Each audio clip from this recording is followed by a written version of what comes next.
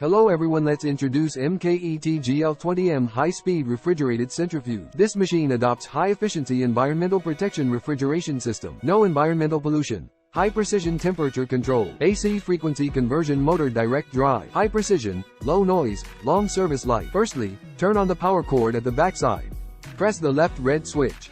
The screen lights up. The device enters the boot state. Colorful large screen display. Parameter adjustment is here. Press the setup button. Parameters are displayed in blue to enter the adjustable state. The top is the rotational speed, by increasing upward and decreasing downward. Next is the centrifugal force. The centrifugal force is also adjusted by these two buttons. At the bottom is the centrifugal time. On the left are the minutes. On the right are the seconds. And finally, on the left side, its accelerate and decelerate setting button, also adjusted by increasing up and decreasing down. It has 10 speed settings. The lower the number, the faster the speed. Let's take a look inside the device.